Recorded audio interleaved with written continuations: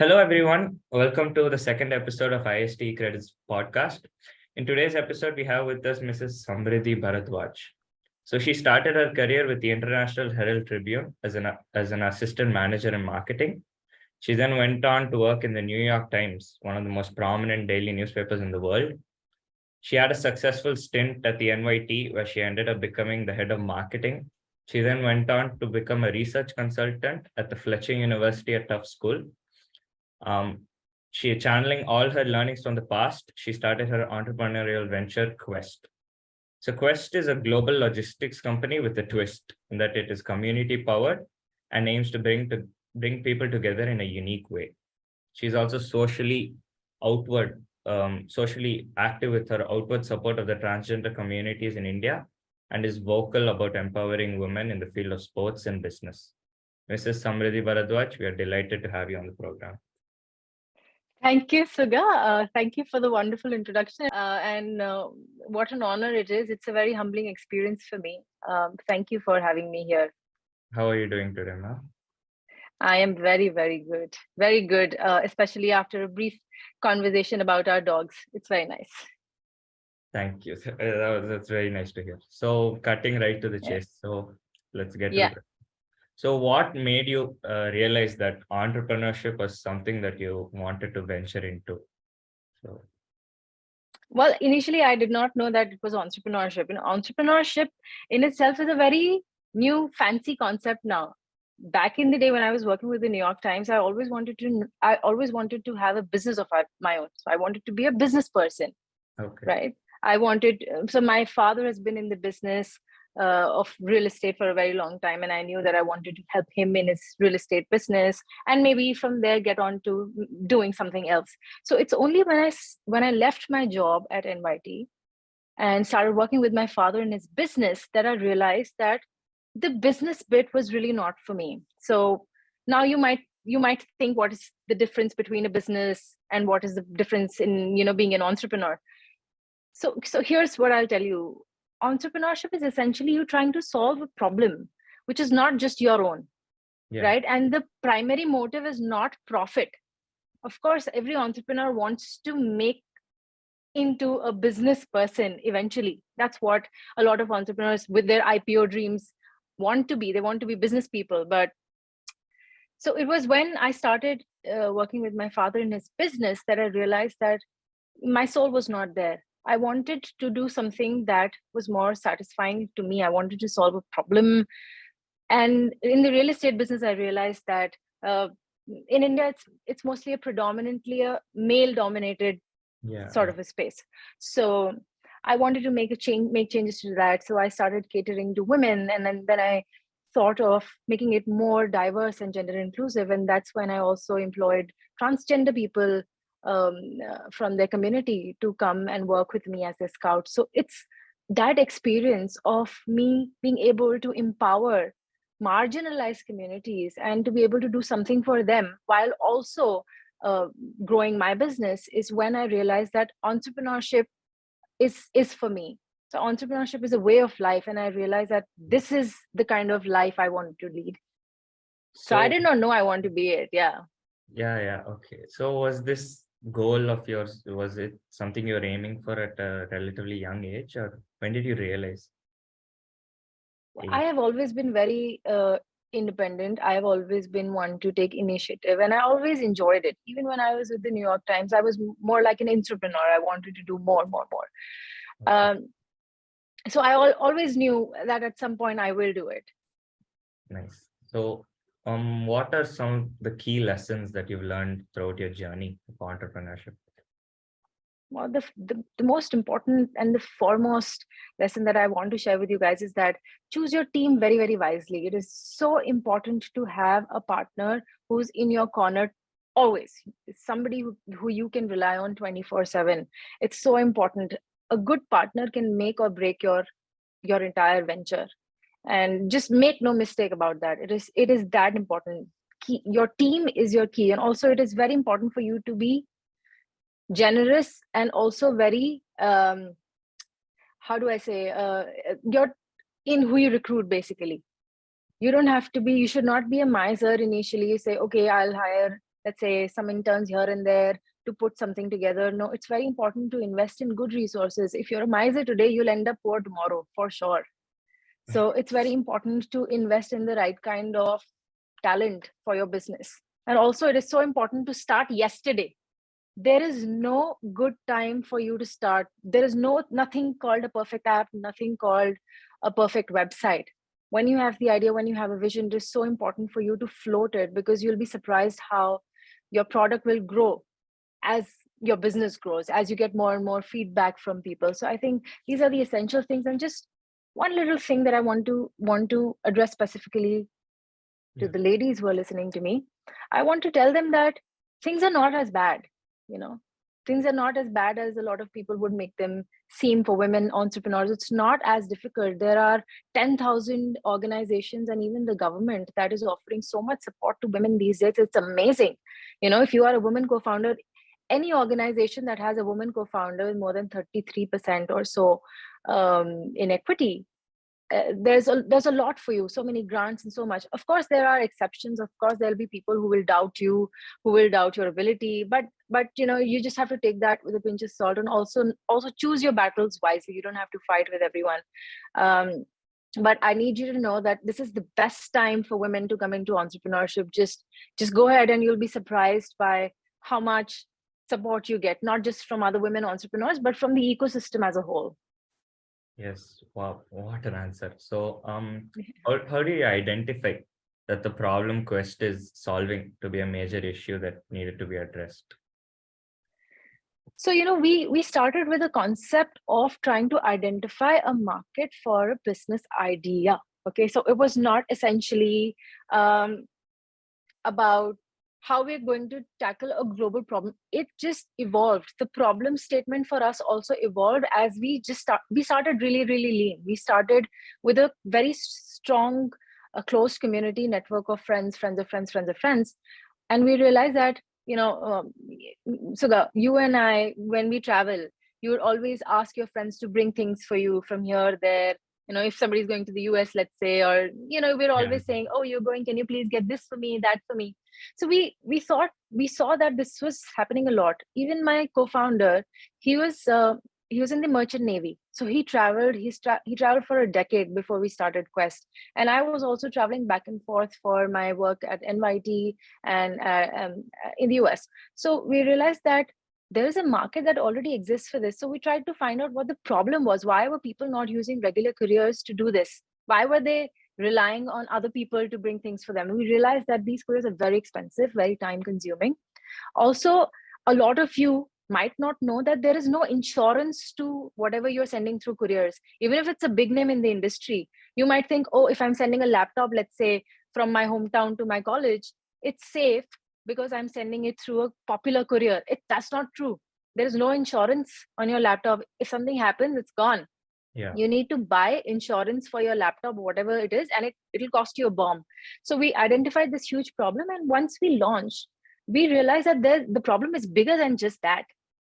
There were so many people who needed essential medicines, essential equipment, essential apparel for differently or specially enabled kids and seniors, which was just not available locally, or they would again rely on other people to bring it for them. So on our platform, there are so many parents who order essential medicines for their children or supplements for their children, who specially enabled children who need it here in India. So we realized through our journey that the problem was much bigger. And with the advent of the pandemic, we saw that there's a huge increase in the number of online deliveries, right? Everybody is ordering online, and there's a burst of requirement of last mile delivery services. So if you see there's an increase in the number of delivery vehicles on the road, which will add to pollution, now this is estimated to grow by 36%, which is going to increase the carbon emissions by 30%. So it's a huge problem for the environment also. And we see that this sharing economy and this power of effectively utilizing an unused space is where a major answer really lies. Yes, got it. So, as with most startups, I'm sure that you must have faced a few rough patches here and there. So can you explain how you dealt with them? And See, Karan is my co-founder. Karan and I, we've been very passionate about this concept and our work from the very beginning. So you'd be surprised that even when we did not have a product, even when we were just in the ideation stage with a sad deck, we did not even know how to make a proper deck. We had a very sad deck. Even then, we received a lot of appreciation for what we were doing. We went to Mass Challenge and we were the semi-finalist basis, just a concept. So you'll be surprised that we did not see challenges like that, but the pandemic was like a really big blow to our roots. Yeah. Quest really thrives on travel and the social nature of people, right? So when the pandemic came, these two things were the most impacted. There was no travel, and then there was social distancing, right? Yeah. So that's when we were really, our roots were really shaken. But then we were so passionate about this, we knew that we'll sail through this. It was it was a setback for us also because early 2020, December 29 to early 2020, we were actually in talks with an investor from the Middle East. Okay. And we were in the final talks of raising our first round. So when the pandemic hit, we thought that the investor also thought that we'll just see how things go and we'll just wait it out. But the pandemic, it just never went. So it was so long. But then we took that also in our stride, and we decided that listen, there's huge power in the community. And if you remember, the second wave of COVID was very, very deadly. It was really, really bad. But we saw that there is this power of community was tremendous, and it is what helped a lot of people during that second wave. So here in North India, we started an initiative called Care by Quest. So under this initiative, we engaged people who were fully vaccinated, who were already on the go, let's say, who were into essential occupations, right? Who had to step out of their houses despite the lockdown. We also engaged people who had just recovered from COVID and had antibodies. So we had a pool of hundreds of volunteers who came together to ship essential commodities, oxygen cylinders, concentrators, and life-saving medicines to different people in the city. So let's say if there is a doctor who has to travel to work from point A in the city to point B in the city, will take those essential medicines with him for whoever needs it on the way, right? So we saw that we leveraged this power of community during the second wave also, and it saved lives. So I think we took this setback in our stride, and we really pushed the concept to see what magic it could do. Yeah, I think that is a really good sign of a successful entrepreneur, someone who deals with setbacks like how you have. So being a Shark Tank finalist, I'm sure that you must have had a unique experience over there. So can you throw some light on the whole process and journey? Yes, Shark Tank was a very fun experience for us. Though in all honesty, we just went there for the experience of it, because our business would require somebody who's more seasoned. And so the first thing, I think it was a 4-step process. The first step was a small form that you had to fill, basics about who you are, basics about what your business is, and the profile of the founders.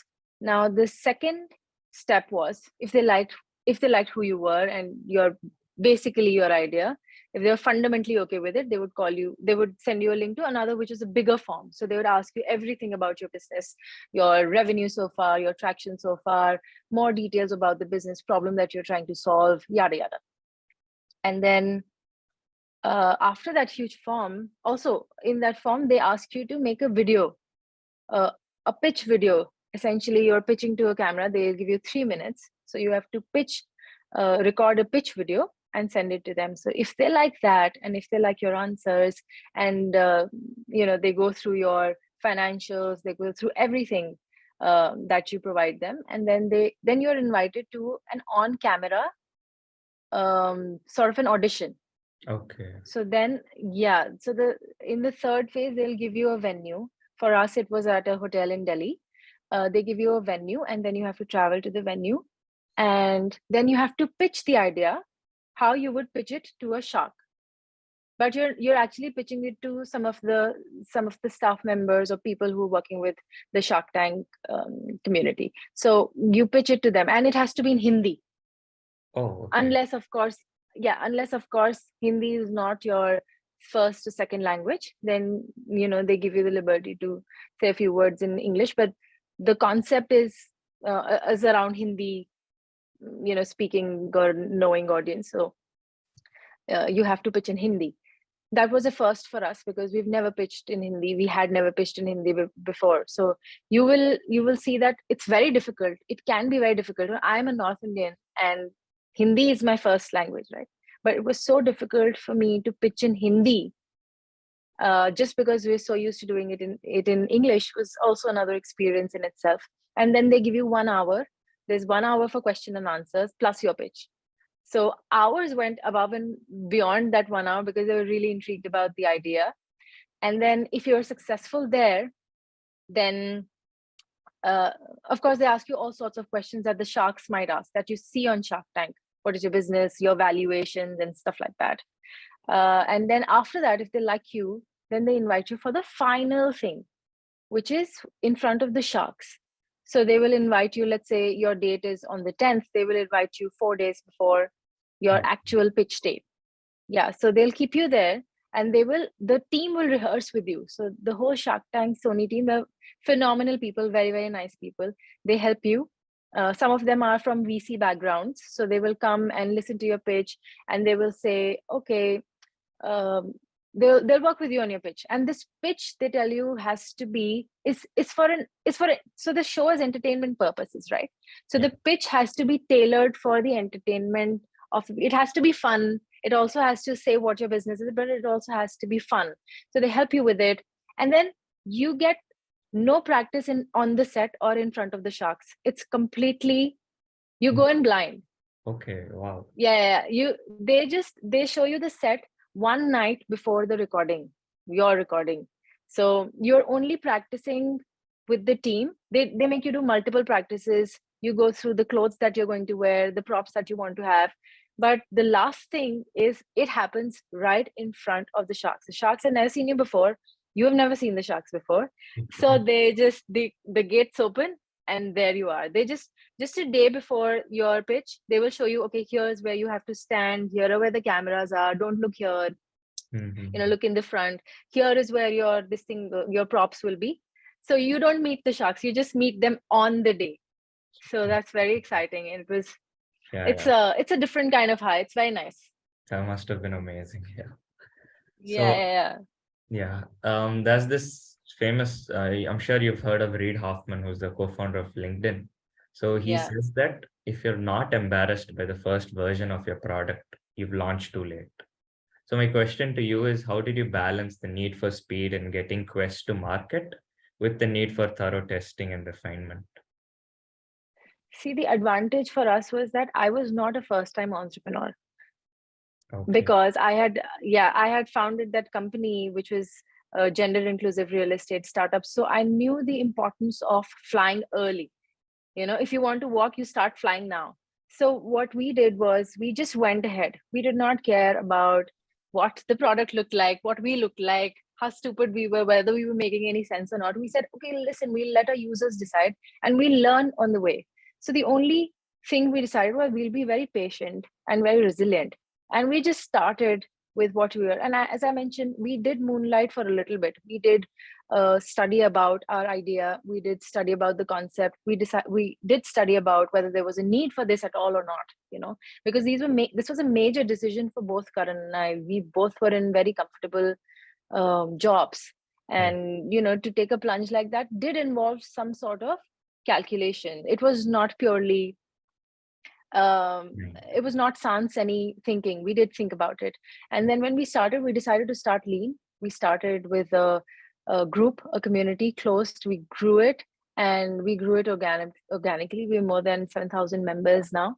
So for us, it was always great. And I do feel that there is, as I mentioned earlier, there is no such thing as a perfect app. There's no such thing as a perfect time. Entrepreneurs make whatever time they like the perfect time. So As I mentioned, you need to start yesterday, and you'll be surprised how much you grow through the process. So you just launch. Don't think, oh, I still have to achieve XYZ on my app. No, just do it, and just keep making changes and evolving through the process. Beautiful, beautiful. So what strategies did you use to make sure that you were launching at that sweet spot of a time? See, as I mentioned, we knew that once we were convinced that there is a need for this. Once we had a slight idea that there is a need, we went out and we spoke to a lot of people. It's so important to go out and speak to people who are already in, let's say, the logistics industry or any industry that was related to our industry. We went and we spoke to them. Once we realized that there is a market, we just went ahead. It's so important to propel forward. It is so important to motivate yourself to say, no, I'm going to do it today. And we'll just make changes along the way. And you do. Every business evolves. Every business, pivots. That's fine. But you need to do it now than later. And if you want to, if your startup has to fail, it better fail fast, so that you can focus on something else, something bigger. So it's very important to do it now. For us, we knew it. For us, we knew that, oh, this is fantastic. We've received amazing feedback. We conducted about 150 interviews, and we said, amazing, 150 is a good number for us. Now, I can't tell you what a good number might be for your startup, for your product, or for your service. It's just something that you have to trust. There is something called a gut also, right? You trust that and you just take that leap. There will come a time where you will have to take that leap. You have either leaving a cushy job, or you're going against your parents' wishes, or something like that will happen, and you'll have to take a leap. And you'll know, your heart will know when the right time is, of course, with some calculation behind it. Yes. Okay. Switching gears here. So I've observed your profile quite a lot in preparation for this. And I found out that you have a keen interest in sports, in the world of sports. Yeah. So how do you think that the lessons that you learned in that world, in the world of sports, can be applied in business? So the first thing, as I mentioned when we first now started this podcast, was the team. The team is so critical, so important. And also how a team comes together to achieve a common goal is really, really powerful. And you see it on any field, like any team sport. You look at the last World Cup, the World Cup finals, how amazing was it? That kind of energy is something else. And it happens only when, there are teams that are coming together to achieve a certain goal, right? Also, another thing that entrepreneurs can really use would be a sportsman's spirit. There will be times that you will be punched in the face, and that spirit of just moving forward, having that faith in yourself, taking it in your stride and moving forward, is something that an entrepreneur needs if they need to survive in their journeys. Also, I feel like this whole concept of community is so empowering, and also the sports personify it so beautifully. But there's also one thing that one cannot learn from sports. We heard so much about business lessons from sports, but there is one thing that does not apply, or should, it's something you should not learn from sports, is that the focus is not on having one team win and one lose. The focus is on focusing on your customers and not about bringing your competition down. So what makes sports so exhilarating? That your team wins, Man U has to win, or or another club has to win. But in business, most successful businesses are those who actually focus on their consumers more than crushing their competition. So that's also another aspect of sports for you. Okay. My last question to you before we wrap up. If you could start all over once again, just go back to zero, what would you do differently? Nothing. I think the only thing I would do differently is give my 100% where I did not give my 100%. That's it. I mean, I've really thoroughly enjoyed my journey so far. There have been many ups and downs, but it's been fantastic because I really enjoy doing what I do. It's that fire in the belly, and it's what keeps me up at night, and I still enjoy it. And that's why I chose entrepreneurship as my way of life. So I have no regrets so far, and yeah, it's been fun for me. Beautiful, beautiful answer. So, and that brings us to the end of this episode, everyone. Thank you so much, Ms. Samridhi, for joining us and giving us your valuable insights.